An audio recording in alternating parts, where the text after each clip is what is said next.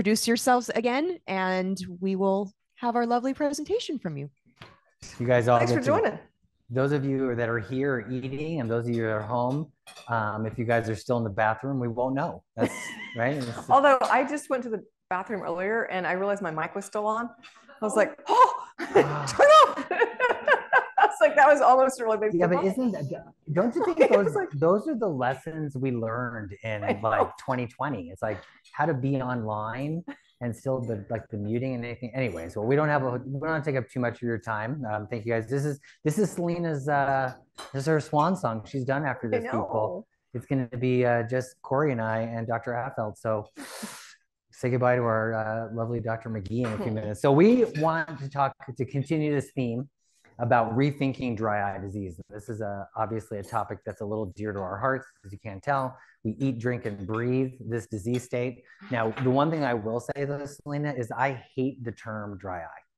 And if anybody's ever listened to me, and unfortunately, if you haven't been able to tune me out, is that I feel part of our responsibility is to get our patients to understand that this is a chronic condition that affects the ocular surface. And it's not just the perception of dryness. To me, dryness is more of a global thing, and it's almost kind of like we aspire to not let you feel the perception of dryness. So I kind of feel like that's part of the rethinking of this, is like how you talk to patients, how you discuss it. When do you give your patients the dry eye disease? When do you say you have dry eye disease? So I tie all of their symptoms they've told me into this. I'm like, this is why you feel this way. Because a lot of people actually think that they're crazy. They're like, am I imagining this? Is this real? And they've reset their normal. And that to me is the biggest takeaway. Yeah. And I tell them specifically, listen, we are not going to live the rest of your life like this. You have reset your normal, and this is not normal. Yeah, 100%. And that you can actually see physically, their shoulders just go. It's almost kind of like when you're in a relationship with somebody, and it's like, I hear you, I feel you. And I think for us guys, it's hard, right? Because we're just like, calm down, okay? Just calm yourself down. Where are your contacts? We got to work on that. So here's some disclosures. We are paid speakers. I'm going to be honest with you. It's never enough. So if you guys are thinking, oh, bougie, it's not enough, okay? The content to this is a promotional slide deck. Although I'm going to be honest with you, I think both Selena and I actually subscribe to what's on here because we eat, drink, and breathe it. As you may or may not know, this is not a continuing medical education. What you're getting is a full tummy. And if you're at home, you're getting a full breadth of knowledge that hopefully you can take somewhere. And lastly, we're presenting consistent with FDA guidelines. This is a common theme you guys have seen here.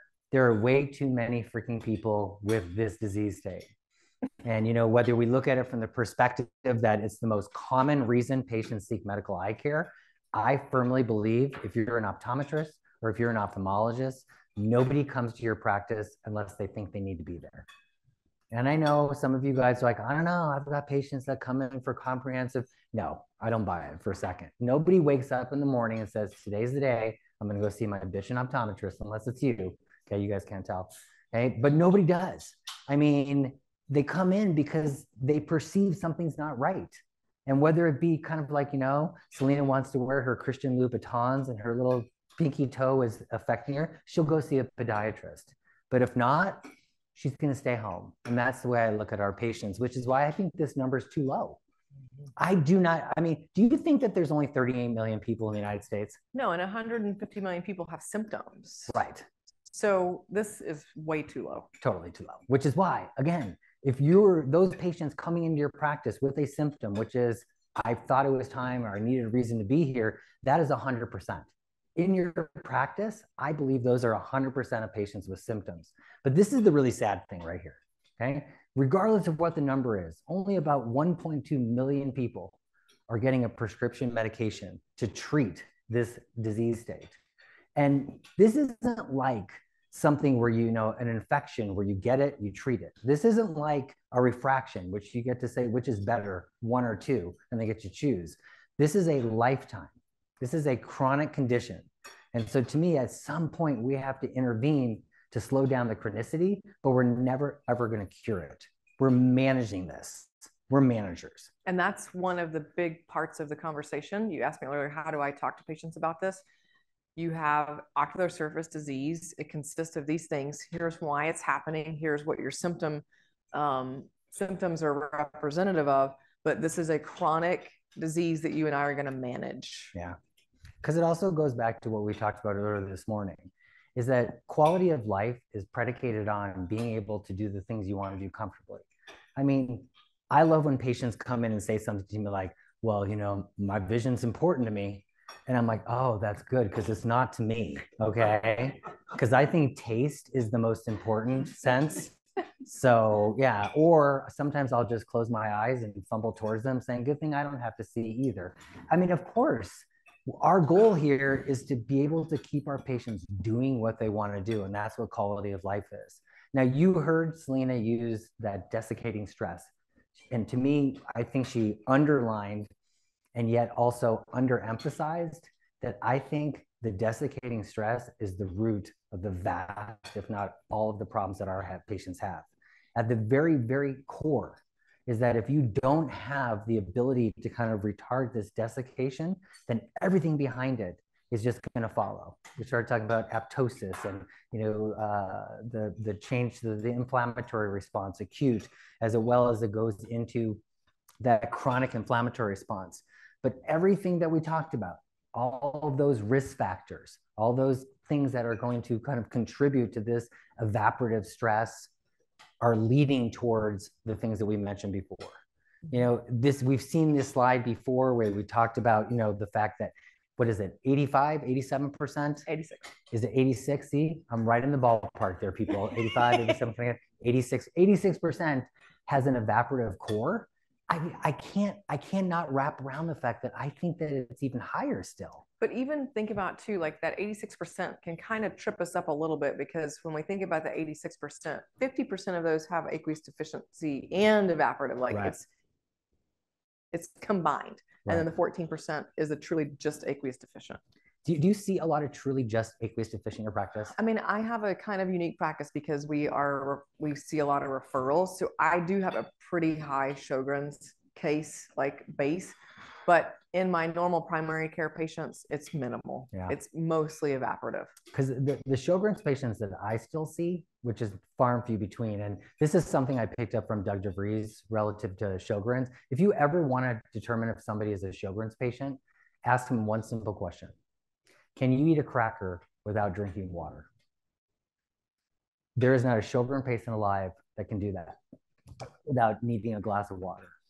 And it's a really just, it's a great tool to kind of guide you that way. But even still, those Sjogren's patients, they still have meibomian gland dysfunction. Of course. I mean, it's the inflammatory response. It's this vicious, remember that slide that Selena showed with the gray and the inner and the outer and the whatever? It's right there. We're living this thing. Yep. And at some point, people, we have to break that cycle. That hurt a little bit. I shouldn't have done that. Okay. Yeah, that was a high kick. I got to stop the insanity.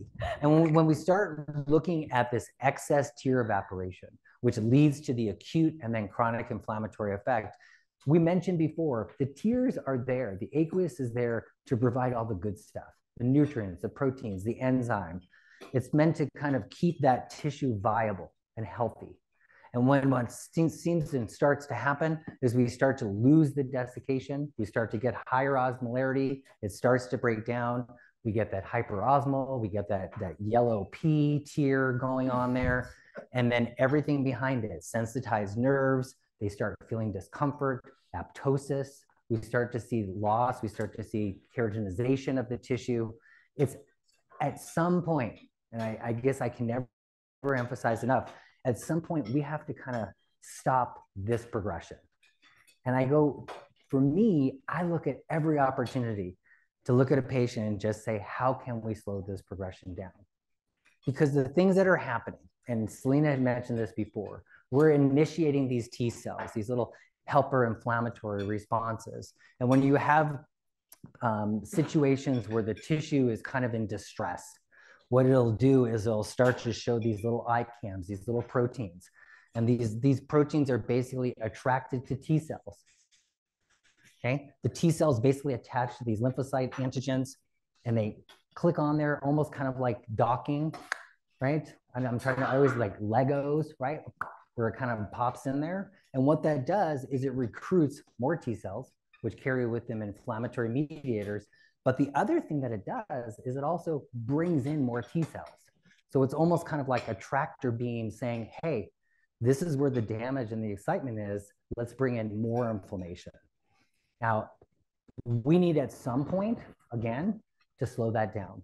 And the only way to slow that down is by looking at our patients and saying, look, you know what? We talked about this morning about inflammation, the inflammatory process that we can see, but also, wouldn't it be great if we had a medication that targeted tear evaporation?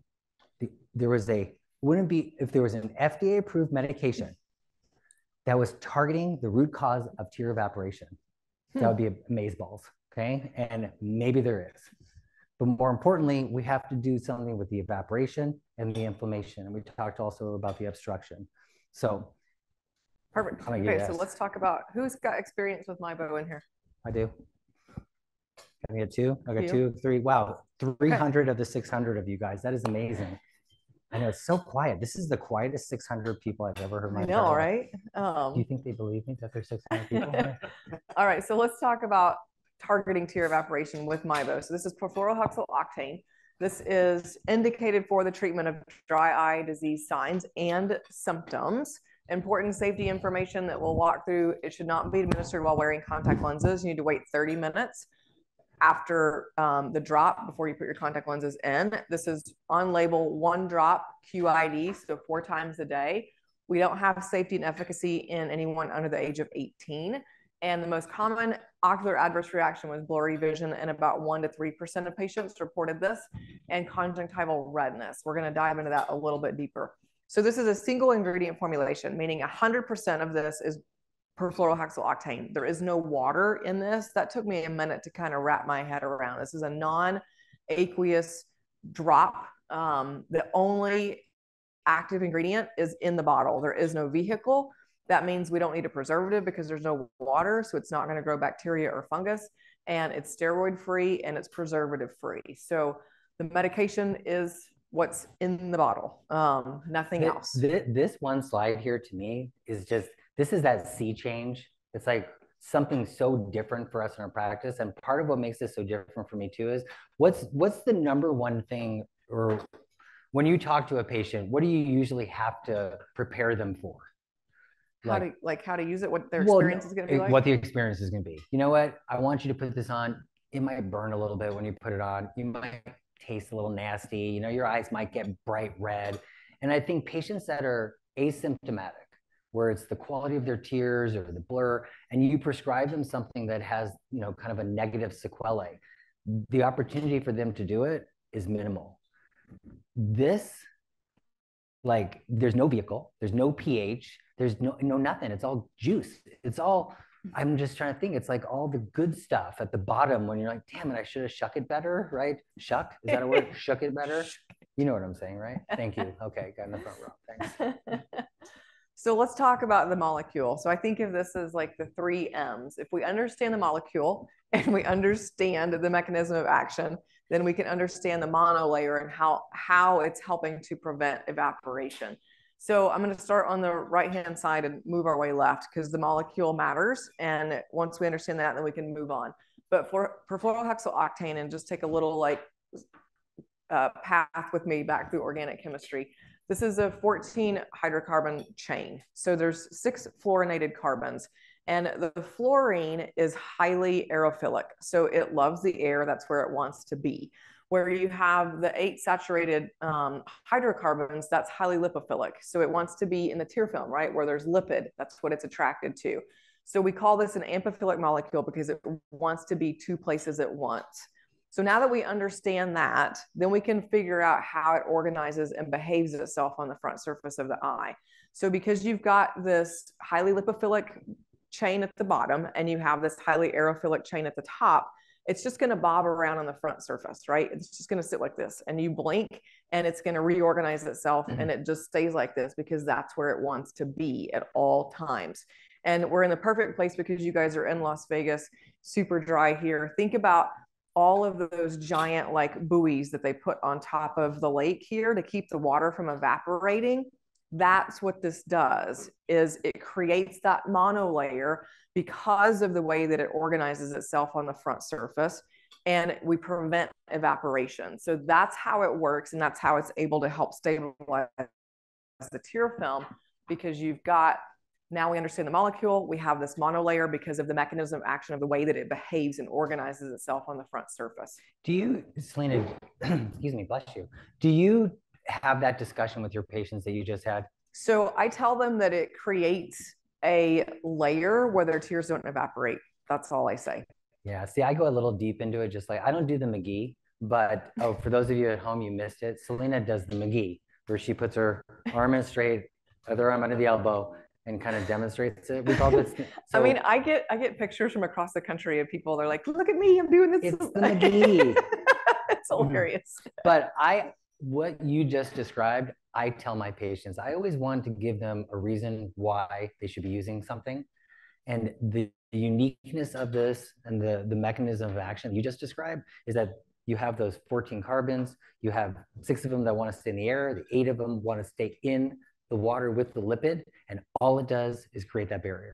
And remember, we haven't talked about how long it stays in the tear film. So it will stay on the front surface for up to 6 hours. So that's another like real key piece to this too. Let's walk through the clinical trials and how we're going to explain to patients like what we're looking for. So there were multi-center studies looking at I just blanked on corneal staining. So something we all do in the clinic, and also symptoms. And we were looking at Gobi and Mojave, which I think is great that we've named them after deserts. But a key differentiator of who was included in this study is 100% of the participants had meibomian gland dysfunction, 100%. They were randomized to MIBO, and then they were randomized because, remember, we don't have a vehicle to compare it to. And the FDA said, you know what, you're going to have to use hypotonic saline. And they wanted something that actually had some beneficiary effects, which is why they chose hypotonic saline. So 614 participants had MIBO in these large studies. Now you do studies, okay? You do studies, Corey, so do I. That is a freaking huge number of patients. Huge. I mean, this is a robust study. And so the data is even more impressive when you think of how many patients were in this clinical trial. 1,200 plus. Yeah, it's crazy. They probably all went through your practice, Corey, too. It's like crazy. So, and we're looking at day 57 is primary endpoint. Secondary endpoint is day 15. So I like that information because I can tell the patient what to expect around 2 weeks because we have that data. I can expect what is going to happen at day 57. And we are statistically significant at both of those endpoints at day 15 and at day 57 when you look at total corneal fluorescein staining improvement. And then when you look at eye dryness and how the patient's feeling, we also see statistical significance at day 15 as well at day 57. So that's something else you can share with your patients. And when you're looking at a VAS score, which is how they graded this, so 0 to 100, 0 being the best, 100 being the worst, the patient grades themselves where they feel, right? And the median entrance was 67 on the VAS score. At the end of day 57, we're all the way down to around, I think, a 37 or 38, which that kind of reduction in symptoms is very clinically meaningful to me. This is the biggest takeaway as far as tolerability. So when I think about studies and when I look at studies, I have a very methodical way that I'm looking at it. I want to know what the molecule is and its mechanism of action. I want to know what my primary endpoints are so that I can look at what I should be looking at clinically. I want to know what to tell the patient to expect, and that's where this comes in. So there were no serious ocular adverse events. When you had 614 participants, we had 1 that had a discontinuation rate. So 1 of 614. The rate of burning and stinging on installation was 3. So 3 participants of the 614 or 0.5%. And then 13 participants had this incidence of blurry vision, which was transient. So 13 out of 614. I have never seen a tolerability profile like this in anything that we've ever written, ever. Just listening to you say that, I've got chills a little bit because it's like insane. Yeah. We always talk about like, oh, 5 to 10% have a little bit of burn or have a little bit of something. These numbers are stupid low because there's always that one, and you guys know it, right? It's like, well, it burned. It's like, what do you mean it burned? There's no way. And it's usually my wife, but there's always that one, you know? So, yeah. So the other thing that I think people really need to know is, because remember, this is not a non-water-based drop. So how big is a typical water-based drop? Microliters. Anybody know? You get extra dessert if you get this. What is it? Yeah, so it's like 30 to 50 microliters. And this is 11 microliters. So it's tiny. So patients don't always feel that go onto the front surface. And one of my patients had a great experience. She said, oh, you mean like a water drop that plops onto the front surface? You can like hear it, right? But this is teeny tiny. So they may not feel it go on. And I have patients tell me it feels like cashmere silk. Like it's very different feeling because there's no water. So that's important to talk to your patients about what to experience so that they don't put in the whole like bottle thinking, oh, I'm supposed to feel something. So that's the other piece that I talk to patients about. So I always do the same thing you said. I tell patients what to expect so it doesn't become a side effect. If you let them know the expectations. So one of the challenges that I have with MIBO is the fact that it's so unique and so different for us. It's even more different for the patient. It's a tiny bottle. Mm-hmm. And I use the words like, it's a tiny ass drop. Okay. And some of my older patients like, what'd you say? And I said, ass. And they're, oh, okay. It's 1/3 the size of a normal drop. To your point, Selena, is that I tell them to squeeze the bottle a little bit before they turn it over. And when they get it close to the eye, just tap it. Yeah, I do the tilt and tap. It's tilt and tap. Right? Don't throw it about. That's like legally Selena. The tilt and tap. Okay. But the other thing that I always want patients to understand too is that they're not going to go and get the drop in. And so I look for things, and vast majority of my patients will tell me the exact same thing. It feels oily. And I'm like, how do you even feel oily? And I think that's a perception of their tear film. And so I have patients blink, and I say, if you just see a little bit of a blur to your vision, and I've heard as low as 5 to 8 seconds of a little bit of a blur, then you know you got the drop in. Yep. Love it. Yeah, and here's the other thing that I will say about MIBO. There's never been one drop that I've never felt more comfortable prescribing on teenagers, on younger patients, okay? 18 and above, I think was part of the clinical trial. And so from that perspective, I look at patients who are gamers or computer people or, students that are coming in. This is a phenomenal drop to put those patients on, okay? I see you smiling because you're a gamer and you're young and you're phenomenal, okay? They can't see you at home, but if you could read his t-shirt, you would see how awesome he was. That's all I have to say about that. You could see how clearly awesome he is. I love that guy. Xiidra. We just talked about evaporative stress. We talked about lowering the evaporative desiccation, the one medication that is indicated for the truly evaporative dry eye. You now have Xiidra.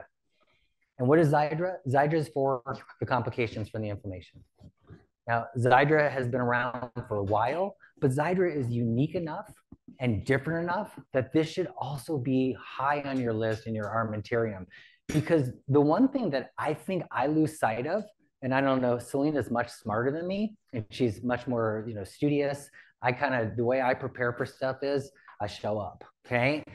And did you realize that lifitegrast, the molecule that makes up Xiidra, was engineered specifically for dry eye?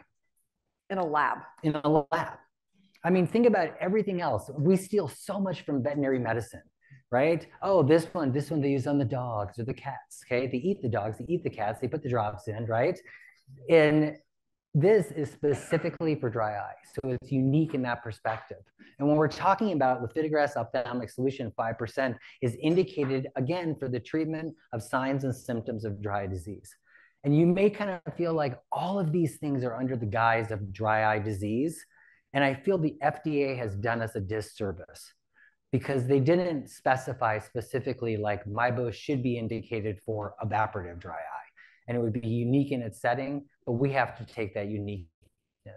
Moreover, it's contraindicated in patients with known hypersensitivity to lifitegrast, which is the molecule. How are you going to know? It's when your patient says, I think I'm allergic to it, because they just don't want to do it anymore, right?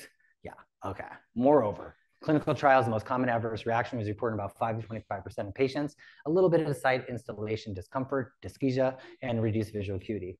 Some other adverse reactions reported in 1 to 5% of the patients were a little bit of blurred vision, which is good because they should have that. A little bit of hyperemia, irritation, headache, increased lacrimation, eye discharge, eye discomfort, eye pruritus, and cystitis. Okay? If you've done a clinical trial, these things don't mean anything to you because you ask patients and then they'll basically tell you everything. And so these numbers are kind of interesting. To avoid the potential for injury or contamination, tell your patient not to hit the tip to the front of their eye. I usually avoid that because if you heard our talk earlier, amniotic membranes, treating other stuff, if they get an abrasion, giddy up, people, okay? So maybe skip that part.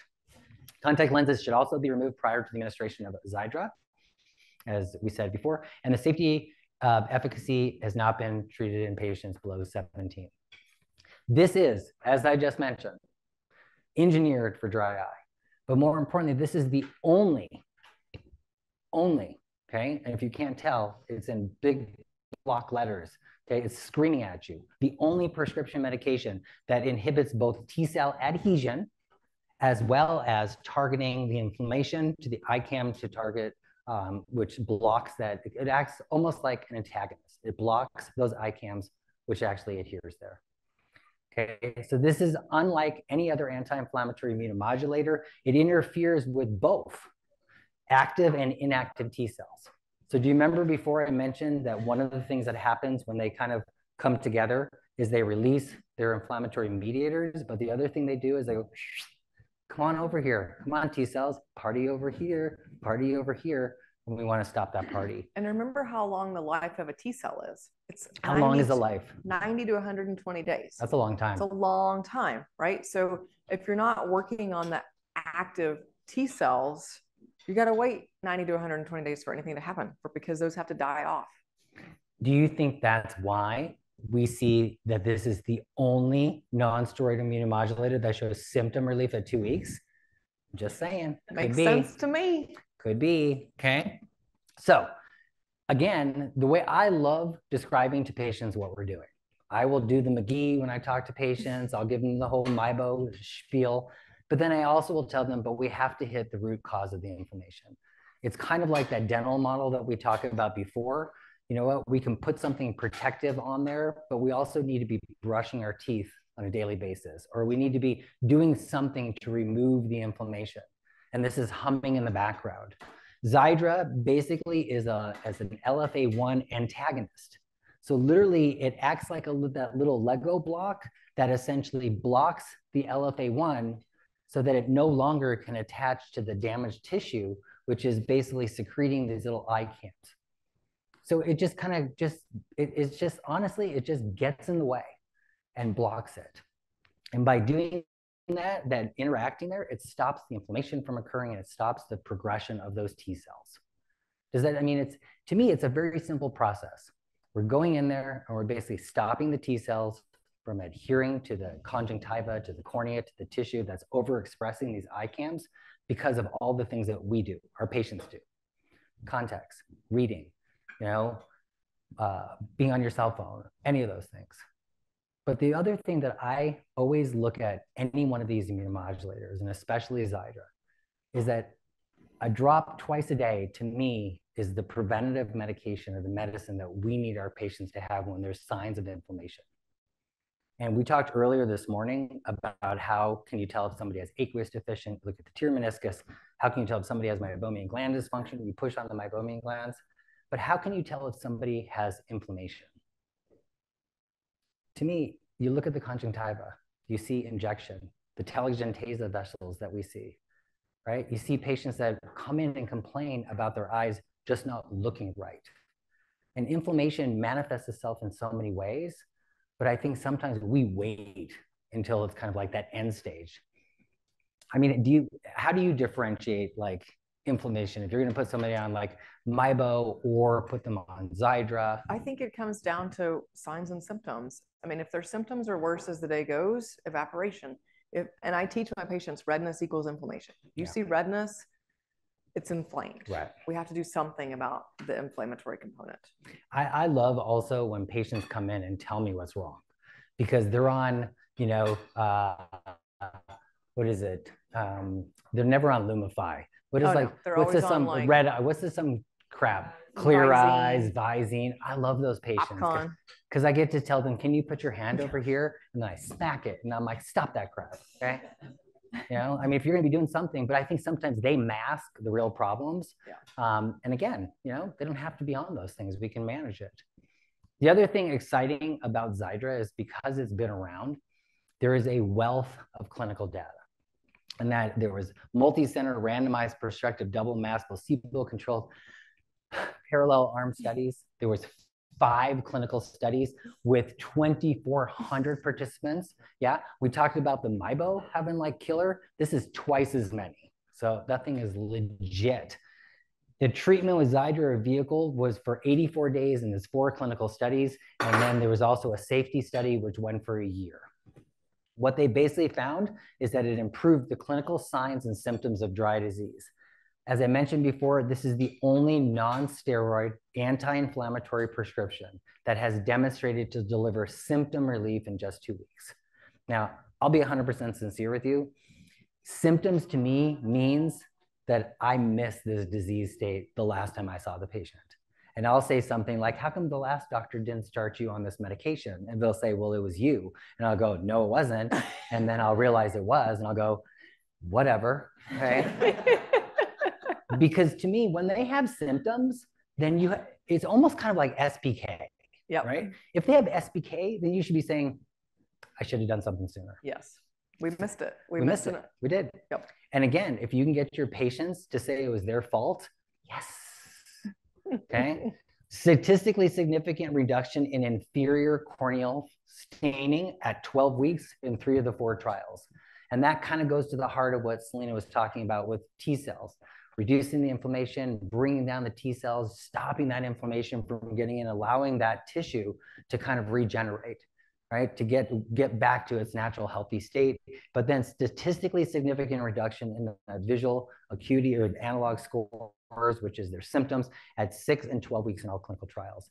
I always feel, and I know you talked about symptoms, I feel like symptoms are the hardest thing to ever change, because I almost kind of feel like it just, patients are ingrained in wanting to feel something, but the really significant symptoms, when they're really, really discomforted, you're going to see this much quicker. And that's where that 6 weeks. One thing we haven't talked about like this whole time regarding symptoms that I think is very important is patients should never be aware of their eyes. True. That's how you know that something is wrong, is when they're aware. And the hallmark of a patient that is doing well is when they're not constantly thinking about their eyes. And think about your worst like dry eye patients. They're miserable. They think they're crazy. They've been to multiple doctors. Well, you would be crazy too think about you're constantly aware of your eyes. You know, if you wear a bad pair of shoes and you have a blister and all you think about is like every step, like, oh, it hurts. Oh my gosh, I got to walk to the end of the block. Oh my gosh, how am I going to get there? Do I take my shoes off? Should I pack a pair of flip-flops? Like, what am I going to do next? Right? Like there's a whole like thing that goes along with that. And your dry eye patients are like that. And so if you teach people that they should not be aware of their eyes, that's how I know that we're on the right track. So you bring up an incredible point, which goes right to this purple box right here. Less artificial tear use reported by participants on lifitegrast versus vehicle. One of my goals that I oftentimes tell patients is exactly what Selena said. I want you not to have to think about your eyes. It should be seamless. Okay. It should be like, you know, anything else you don't think about. But secondly, I don't want you to feel that you need to keep the eyes lubricated. And why I do is I give my patients, I basically want them to use a lubricating drop when they perceive something in their eyes. That's the time to use it. If you say to a patient, use it twice a day, what are they going to do at 8 o'clock and 9 o'clock and be done for the day? Because I would do that. I would, dude, I use it at 8:01 and 8 o'clock. They still burn. But if you use it when you think you need it, When you start seeing patients on lifitegrast, when you start seeing them on Xiidra, when they're using Mibo and both of them in combination, now let me ask you a question. When would you put somebody on both? Well, if they have inflammation and evaporation, then I'm going to put them on both. I mean, because we're targeting two separate pathways. So remember when Mark said this morning that this is a yes and? This is a yes and, not, oh, I'm going to choose Mibo for this patient or I'm going to do Xiidra for this patient. It's a yes and. Yeah. Because remember that 86% that have evaporation and things? I thought it was both. 85 or 87, but you said it's 86. So yeah, I give patients agency to the point of what Selena just said, is to utilize these medications, but I also give them purpose as to why they should be doing it. Yes. Yes. Question. So I agree that as well, but one issue that I keep running into is that some insurance companies won't cover Mibo and Xiidra. Yeah. So it's going to depend on like their clinical signs and symptoms on which you choose first. Sorry. So the question was, okay, I would like to use both, but the insurance company dictates I can only use one or the other.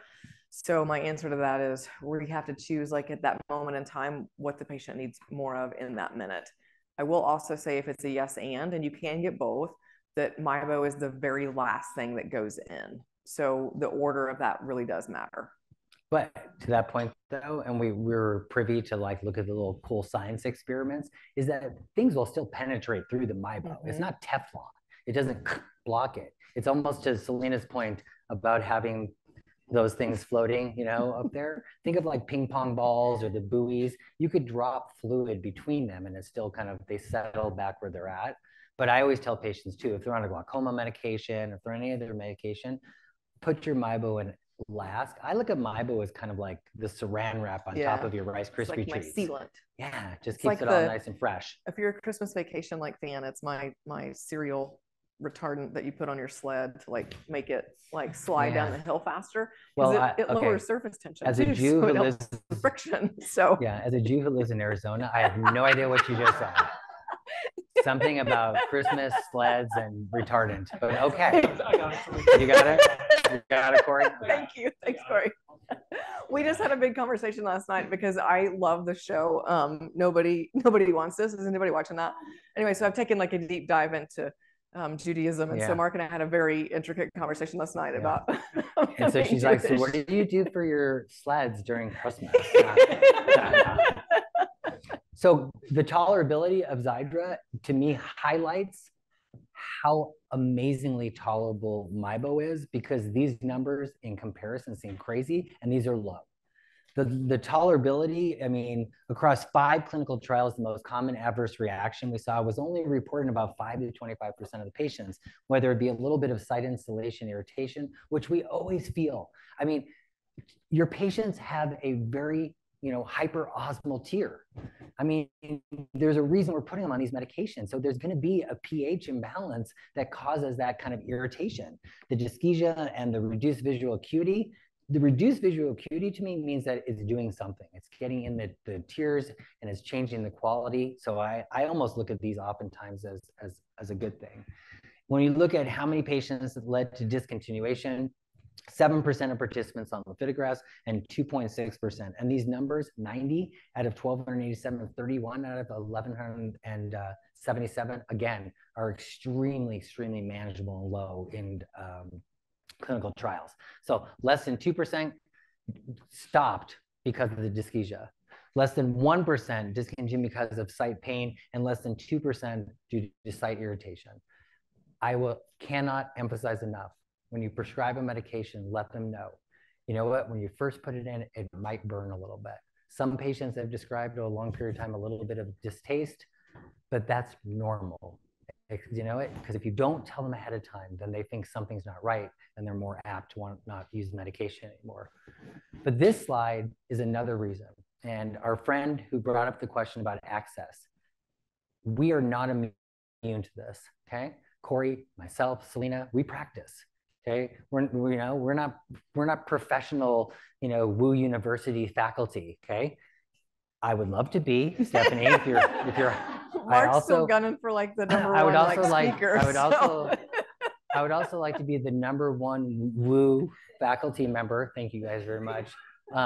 But 2, you know what? I want it to be organic, so vote for me. But we're in the lanes. We're seeing patients just like you guys, and we get it.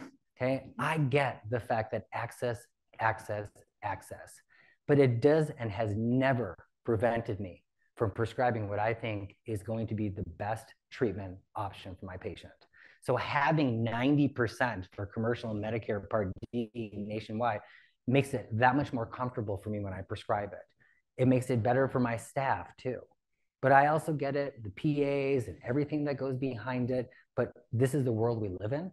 And so to me, as primary care, eye care physicians, it's important for us to put our patients in a position to get what they need and then let the chips fall. I mean, does your staff complain too about PAs and doing these things, or? We have it spread out. I mean, yeah, I mean, but you have to be your patient advocate, and right. I never let that dictate what is best for the patient. Absolutely not. Yeah, because I hear that all the time. Oh, well, I'm like, dude, I don't care. I mean, you don't hear about the patients that got it. Yeah. I had a patient once came in and said to me, do you know how much money that drug was going to cost? And I said, how much? I said, how much did it cost you? Well, I got it for $10, but the pharmacist told me, and it's like, there's nothing that blows me away more. I know. I go, well, you're so welcome that I was able to do that for you. So when we think about Mibo and Xiidra, one of the things that Bausch has done is they've tried to make it easier for you to get the access that we just talked about. They're working with Blink Pharmacy, Blink RX. They're a national digital pharmacy. If you've never used them, I think they're out of Idaho.